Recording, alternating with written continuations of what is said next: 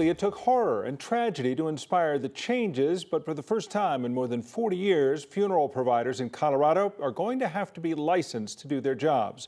Good afternoon. Thanks for joining us at 4 o'clock on this Friday. I'm Tom Green.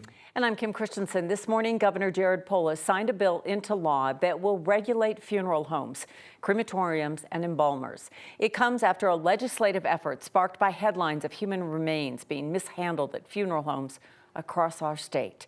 9 News consumer investigator Steve Stager has been following this industry for months. You were there this morning, Steve. This was a long time coming and a somber day. Absolutely. Usually bill signings are relatively joyful. This one started with a long moment of silence, remembering all of the loved ones whose remains have been mishandled by a handful of funeral directors across the state. Their families have lobbied for this change for years, and this morning they saw a step forward. It's a lot of time with her. We have a lot of great memories with her. Samantha Naranjo and her son Kyrie wore a photo on their chest Friday morning. Dorothy Tardif. This is my grandmother, and this is his Gigi. Her family had to be here.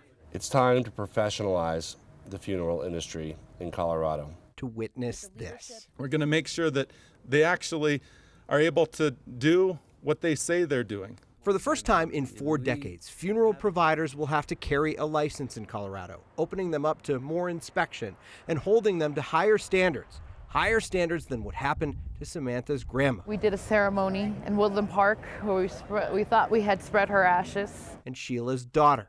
That was horrific. And Danielle's husband. It's surreal to stand there and know that my story impacted 3 laws. The regulation is a long time coming, 40 plus years since Colorado deregulated funeral homes.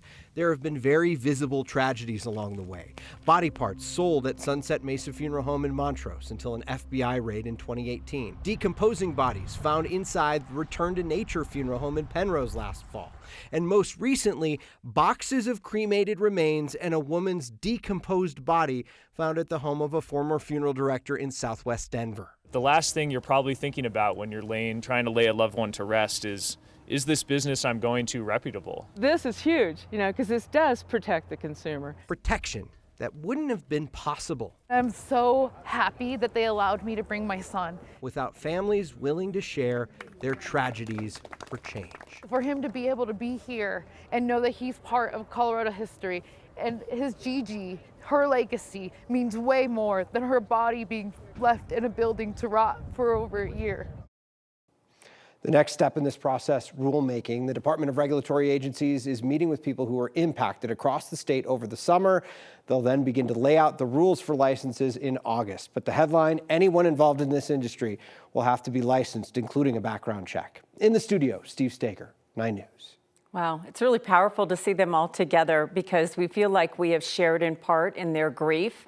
And then to see them have such a voice and make this change, it's wonderful. So many voices. In fact, Danielle McCarthy, who you saw in the piece there, she's from the Sunset Mesa tragedy. Her husband was part of that. She said it was gratifying to see other families at this event speaking to the media, the people who haven't had their stories told. She was grateful just to see people getting their loved ones out there and having them remembered for more than just being inside of a building for so long. Thank you for following up with all of them. We know that that's been tough to tell those stories too, Steve, and really gotten to know all of them, so I appreciate it. Thank you.